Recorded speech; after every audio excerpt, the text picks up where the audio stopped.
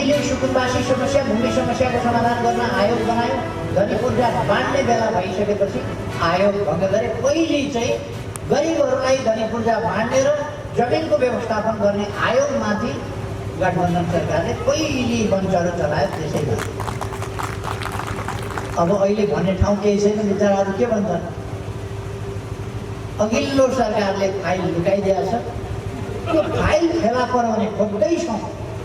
सायद उहाँहरू शुक्रबार दिल्ली जाँदै हुनुहुन्छ, फाइल पनि हामी फाइल खोज्दैछौँ।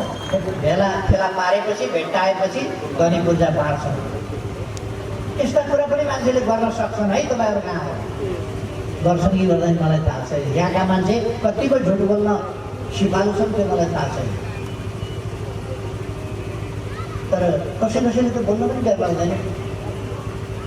हाम्रो तरिका त्यो होइन। हामी झुट बोलेर मान्छे अल्मल्याउने होइन, मान्छेलाई सचेत बनाएर देशलाई विकासको बाटोमा अगाडि बढाउने हो हाम्रो।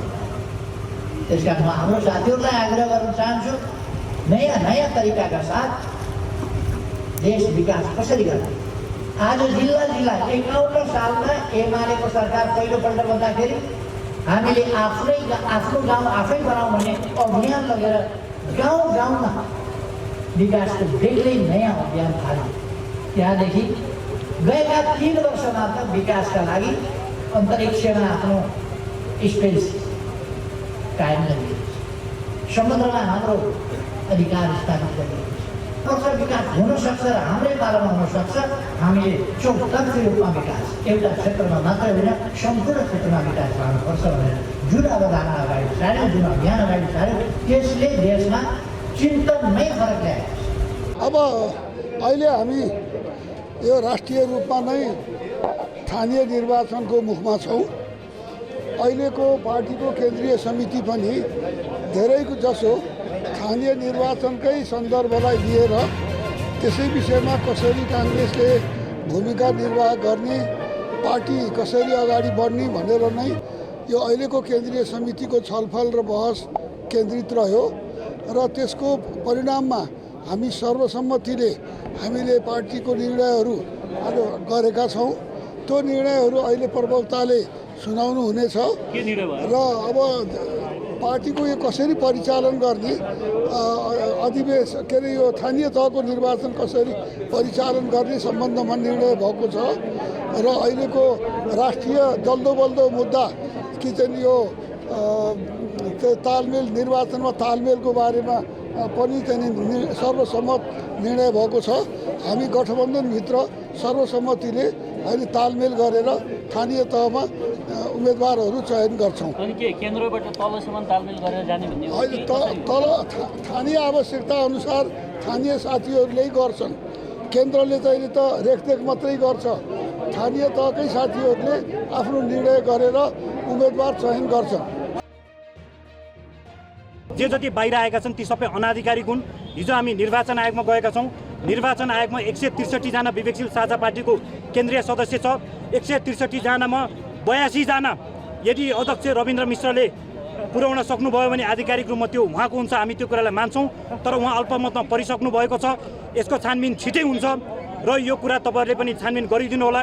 हिजो हामीले सूचनाको हक प्रयोग गरेर विवेकशील साझा पार्टीको आधिकारिक केन्द्रीय सदस्यको लिस्टमा आएका थियौँ।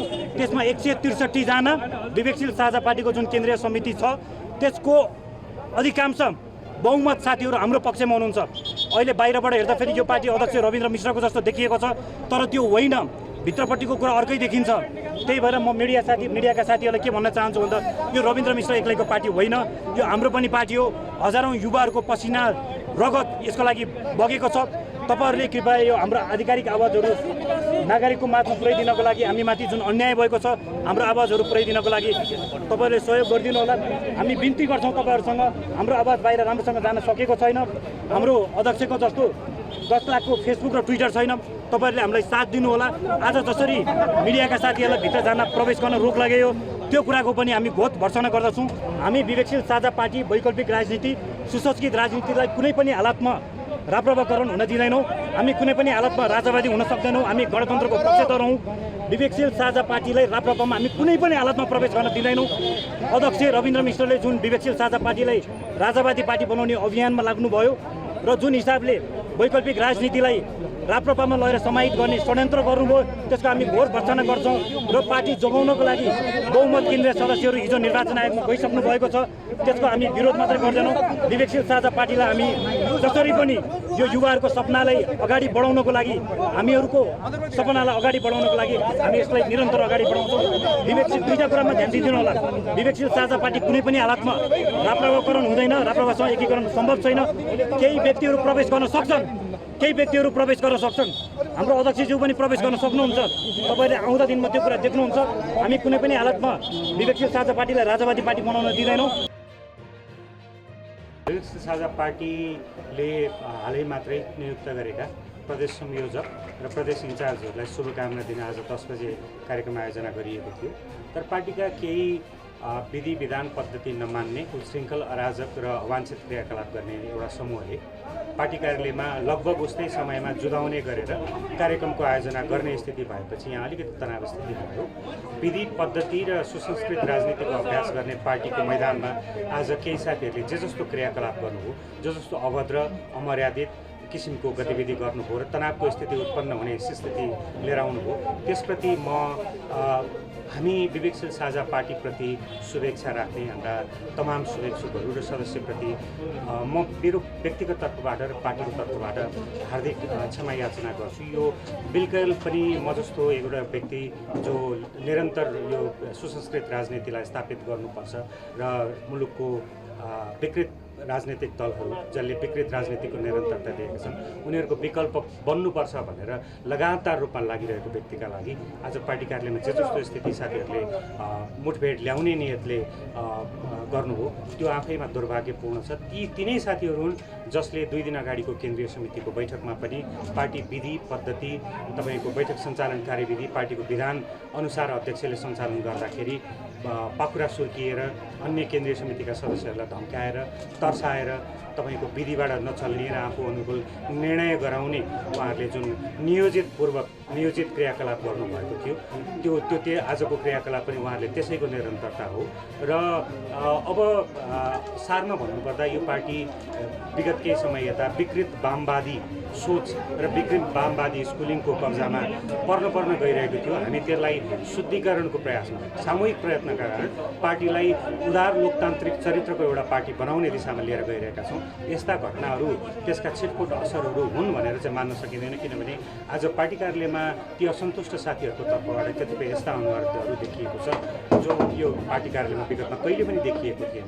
पार्टीका नेताहरू मात्रै आउनुहुन्थ्यो, संवाद गरौँ, संवादको माध्यमबाट विवाद हल गरौँ अथवा उहाँहरूको असन्तुष्टि सम्बोधन गरौँ भन्ने स्थिति हुन्थ्यो भने पार्टीका जिम्मेवार नेताहरूलाई यो पार्टीमा कहिले पनि यस्तो स्थितिमा हुने थिएन। तर यहाँ त के भने अलिकति मुडेबल देखाएर, अलिकति तपाईँको डर त्रास देखाउन खोजेर बाहिरका मान्छेहरू ल्याएर जसरी धम्काउने तर्साउने स्थिति उहाँहरूले आज पनि स्थिति सृजना गर्नुभयो। मलाई असाध्यै दुःख लागेको छ। मेरो न्वारानको नाम चाहिँ सूर्य कुमारी हो है। त्यही कारण सूर्यले यो सोलर सिस्टमलाई धानेको छ, सूर्यले नेपाललाई धान्ने छ। हजुर, लाल सलाम। यहाँ नयाँहरूलाई मौका दिइन्छ, महिलाहरूलाई मौका दिइन्छ, हरेक वर्ग तह तबकाका मानिसहरूलाई महत्त्व दिइन्छ। त्यसैले पनि नेपाल नेकपा एमाले बनेको रहेछ। म जब यहाँ आएँ, मेरो पहिलो पटक हो यो। यसरी जसरी जनताहरूले मनदेखि स्वागत गरेको देखेँ नेतागणलाई, त्यो देखेर मलाई अनौठो लाग्यो कि मेरो लागि पहिलो एक्सपिरियन्स हो र आई एम क्वाइट इम्प्रेस्ड, एकदमै इम्प्रेस्ड भएँ म। अब म नेकपा एमाले, हजुर पनि नेकपा एमाले बन्नुहोस् भनेर हाम्रो पार्टीमा हजुर सबैलाई स्वागत गर्न चाहन्छु। हामीले घरिघरि धेरै पार्टीहरूको काम हेऱ्यौँ, विभिन्न व्यवस्थालाई पनि हामीले हेऱ्यौँ होइन, यो उमेरसम्म आइपुग्दा। तर आज जब म बुझ्ने भएँ के सही हो के गलत हो भनेर बुझ्ने भए पछाडि बल्ल सही ठाउँमा आइपुगेँ र यो द्वारा समाजको लागि केही गर्नुको निम्ति अगाडि बढ्न मलाई सहज हुन्छ भन्ने असाध्यै आत्मविश्वास जागेको छ। र सबै पार्टीका साथीहरूलाई भेट्नको निम्ति, परिचय गर्नको निम्ति म नेतागणहरूको पछि लागेर यहाँसम्म आइपुगेको छु। एउटा कलाकारको नाताले त यहाँहरूले मलाई माया गर्नुभयो र आफ्नो करियरमा अग्रपन्थीमा लगेर बसेर मैले जहिले पनि काम गरेँ र नेपाली जनतालाई पस्किएँ र आशा छ आउँदो दिनहरूमा पनि नेकपाको सदस्यको रूपमा हजुरको निम्ति र यो देशको निम्ति के गर्ने छु भनेर आँट आएको छ र यो असाध्यै पोजिटिभ हुन्छ भन्ने मैले विश्वास लिएको छु। आजलाई यति नै भयो नै, किन भन्दाखेरि नेतागणहरू अझै बोल्न बाँकी छ। वास्तवमा म बोल्न भन्दा पनि सुन्न आएको हुँ। त्यसैले हजुर सबैले एकचोटि हात उठाएर नेकपा एमाले जिन्दाबाद, केपी शर्मा ओली जिन्दाबाद, हाम्रो भोट केमा, भोट केमा, भोट केमा। तपाईँ यस्तो राम्रो देखिरहनु भएको छ है। बाहिर एउटा कुरा म अलिकति रिभ्युज गरिदिइहाल्नु कि जस्तो लाग्यो है। मेरो न्वारानको नाम चाहिँ नि सूर्य कुमारी हो है। त्यही कारण सूर्यले यो सोलर सिस्टमलाई धानेको छ, सूर्यले नेपाललाई धान्ने छ। हजुर लाल सलाम।